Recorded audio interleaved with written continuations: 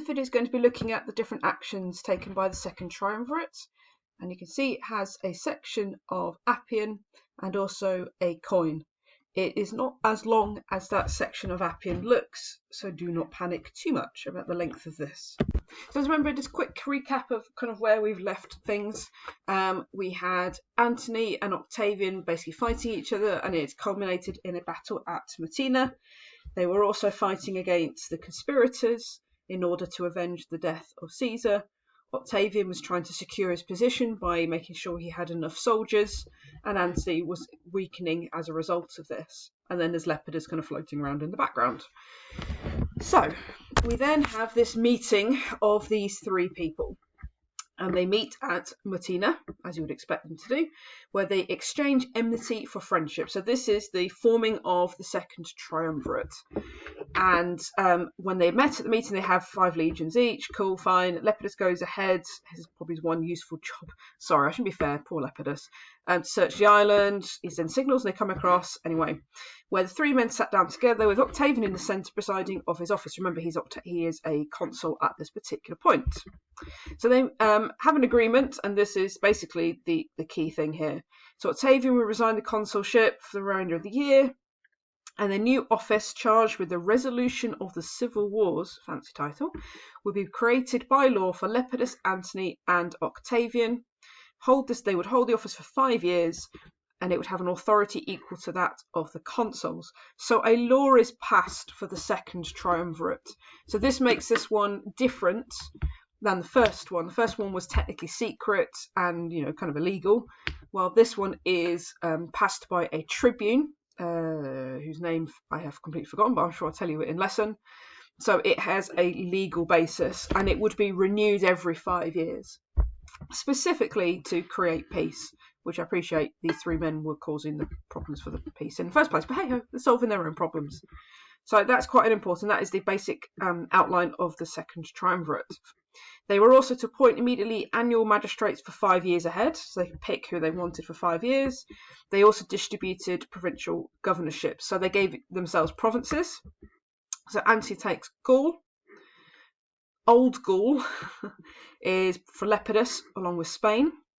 And Octavian is to have Africa, Sardinia, and Sicily, and some other little islands. So Antony basically has the best here, because Gaul has the most riches, it gives you the most glory, etc. Lepidus is doing quite well because he has Spain, while Octavian has okay places, but nothing particularly spectacular. Key thing is it brings these 3 men together and creates peace. Now, before we go down to actions, I'll come back up again. As part of the agreement, Antony said that he wanted to remove some political enemies, and so did Octavian. And the story goes that Antony said, right, that's fine, I'll agree to all this, but in the prescribed list, there needs to be people like Cicero. Because remember, Cicero had given these speeches against Antony, such as the Second Philippic. And he didn't really think that Octavian would agree, because officially Octavian was Cicero's ally. But obviously, as I've mentioned in previous videos, Octavian is a political genius. He was aware that Cicero was trying to get rid of him. Because remember, Cicero's plan was to raise, praise, and then erase. So Octavian got in there first. So when Antony made this demand that Cicero has to die, Octavian pretty much shrugs and went, yeah, sure, fine, whatever, and just signs the piece of paper. So at this particular point, Cicero, you'll be pleased to know, is now dead. It doesn't mention it here. The prescriptions are mentioned in a different source in a different video at the end of all of this. I don't know why it's not mentioned here, but it is not mentioned here. Fine. So they then, it is mentioned here vaguely under prescriptions there, but it's not. Cicero's death is not specifically mentioned, which is a bit frustrating. Okay, so they make this kind of agreement, fine. Obviously, we skip quite a lot of actions. Nothing really interesting is really happening because creating peace are killing off the conspirators, to be honest, in the meantime. The Antony's supporters give Octavian some legions, cool, fine. And they wrote to Sextus, this is Sextus Pompeius, I will type in his surname. Remember, is the son of Pompey, who is currently in Africa, to turn the province over to him. So Sextus had kind of seized some provinces and was kind of acting kind of like a pirate, to be honest, and was causing all sorts of problems. So obviously under the second triumvirate agreement, Octavian has Africa, so he wants Africa, understandably.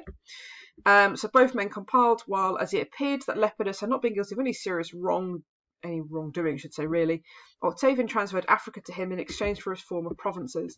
So Lepidus appeared to be trying to bolster his position by killing off the conspirators, some of the conspirators, and seizing lands sort of near Africa. But because it was deemed that he wasn't really undermining the Triumvirate, that's when they sort of exchanged some provinces. So Lepidus now gets Africa, Octavian gets the provinces, so that would be Spain and the Old Gaul that Lepidus had. Octavian then sold the remainder of his property, confiscating the prescription, so there's evidence of the prescriptions. But he's having some issues. So Octavian did not have an easy time dealing with some problems, mainly to do with his army, but also there's issues with trade. So the task of assigning soldiers to their colonies to find the land was one of exceeding difficulty, because the soldiers demanded cities had been selected for before the war as prizes for their valour, and the cities demanded that the whole of Italy should spare the burden, so it should be spread more widely.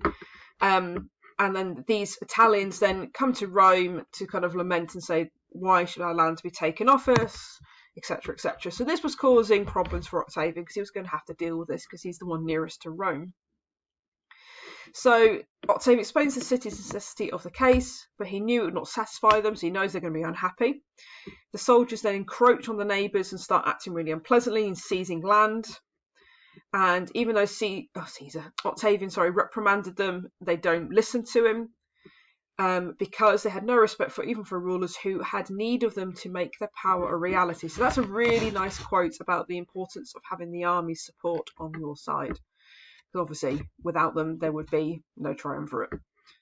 And in fact, there's another quote that says it even further, more clearly: the rulers depended on the soldiers to guarantee their power, but also there's that kind of then juxtaposition or counterpoint that the soldiers depended on the men who'd given them the land to continue in power. So the soldiers need their rulers to get the land, but the rulers need the soldiers to get the land, to give them the land. If you see what I mean. It's like a never-ending circle. Part of the reason why the Republic failed. So that's also really good evidence for the kind of the military problems, as well as the kind of social and economic issues going on. Anyway, Octavian has to win over the soldiers, so he starts giving out more gifts. Well, if all else fails, give out gifts. So it's literally taking from the temples to do it. And as a result, the army then is very happy with him, and they then start to support him. So that's nice. We then have a coin published at this time a little bit later in 39 BC. So the first triumvirate was signed in, I'm trying to get my dating right, I think it's 43 BC. And because obviously Octavian was dealing with problems in the West, even though he shouldn't have really been doing with it, but he was beginning to secure his position a little bit more than Antony liked, and it ended up with another treaty at Brundisium, mentioned here, and at this particular meeting then a coin is then published, which just shows that the two of them have reaffirmed their alliance, and that's all it is. You've got Octavian on one side and the symbol of Antony on the other. So it's just that kind of renewal of the triumvirate. So like I said, they meet at Brundisium and they have another agreement, so I don't mean to keep scrolling up and down. So they make a new division of the Roman Empire. So again, they're just going to reallocate the provinces amongst themselves. So this is obviously a really big demonstration of the level of power that the Triumvirate members had. This is also going to be a big mistake by Antony in the long run, to be honest. But here we go. Antony's have all the provinces and islands to the east. Octavian has everything to the west, and Lepidus is to have Africa. So you notice here that Lepidus has lost quite a lot of lands. Sorry, my foot's going them. And is becoming in a slightly weaker position. Now, why do I say this is an error? So Octavian, by having the west, basically means he controls the Gauls, the Spains, but most importantly, he controls Italy. Now, there are problems in Italy, but it also means Octavian can stay in Rome because he needs to be in the west. So this gives him sort of more opportunity to meet with the Senate, also to win over the plebs. So this is going to help his cause massively. Antony going out into the east will mean that he will end up meeting Cleopatra, obviously who was one of the queens of Egypt, They form a relationship and have kids together, and all really lovely dovey. But it gives Octavian a really good kind of propaganda moment, which we'll talk about a bit later. As part of the agreement, Octavian is then to go to war against Pompeius, who had basically reneged on some of the promises he had made about giving up provinces, and to go to Parthia and sort of attack them for Crassus. And basically they're then allowed to raise as many troops as they need without any hindrance from the other. So the Triumvirate is renewed, and basically Lepidus is being left out. But we'll talk about him in a second. In order to deal with Pompeius, who was causing problems, so he was kind of destroying trade routes and being pretty unpleasant, the three of them may meet at this place called Puteoli. So this is also known, this particular agreement that's going to be reached is called the Pact of Puteoli. It also has another name, which I've forgotten, which is a treaty of something. Missinum, but Pact of Puteoli will do. And this kind of shows you some of the problems that Pompeius had been making, whatever. So they come to an agreement, so the war between them is an end, which is nice, and commerce was to go unhindered everywhere. So this shows that Pompeius had been hindering trade routes, so we got sort of economic problems. Pompeius was to withdraw any outpost stationed on the mainland, no longer to give any sanctuary to runaway slaves, or to maintain a naval blockade of the Italian coast. Again, shows the disruptive nature of his power, I guess. He was to have authority over Sardinia, Sicily, Corsica, and any other islands he controlled. He was to supply the Romans with grain, always highlight grain. And he was also to hold the consulship in absentia. So he didn't have to go to Rome to be consul. He could roll in with someone on his behalf in Rome itself. Cool, fine. Any aristocracy who were in exile could return, except those who'd been condemned for the murder of Caesar. Fine. So that is the agreement that is reached. Now, Sextus Pompeius does not stick to this agreement, and he starts to try and take over lands. And this gives Lepidus, but also Octavian, the opportunity to try and basically get rid of Sextus Pompeius. So Lepidus commanded 22 legions and a large number of cavalry. He became very confident and thought he could make himself the master of Sicily. Remember, Sicily, we go back up, is under the control of Sextus Pompeius. But obviously, because Sextus Pompeius did not keep to the agreement, this gave Lepidus the opportunity to try and prove himself. So he immediately sent to the garrisons not to admit anyone who might come from Octavian. So he's trying to push Octavian out as well. Octavian then arrives the next day and basically has a go at Lepidus, kind of going, "What the hell are you doing?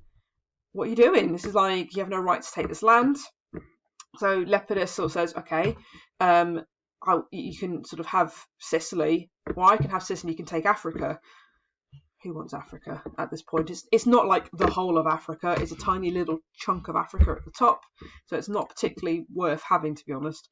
Octavian's quite angry and accuses Lepidus of ingratitude. So they sort of threaten each other, and that's kind of it, really. We don't talk much about Lepidus after this. So Octavian decides not to bother with Sextus Pompeius and kind of leaves him to it. And there's a couple of reasons why he might be doing this, according to Appian. So he might prefer to wait to see what Antony would do and then make that pretext for war. So he's kind of maybe waiting for Antony to make a mistake and then take some action, possibly. Or because Octavian says that Sextus Pompeius was not actually one of the conspirators, so had no real quarrel. Now, one of the reasons why Sextus Pompeius was particularly dangerous, particularly to Octavian, obviously you've got the grain issues and the trade issues, but also he became kind of like the figurehead of restoring the Republic properly, because obviously the Triumvirate had so much power. So he is dangerous. He is absolutely dangerous. I'm just making sure I read the next section properly. So Octavian brings his forces together. So he has 45 legions, some cavalry, 25,000 cavalry, and some armed troops and some warships. He gives the soldiers some more prizes, because that's how you win them over, distributes some crowns and honours, and granted pardon to the Pompeian leaders. So this is the leaders who had fought for Pompey during the civil war against Caesar. Fine. So showing clemency yet again.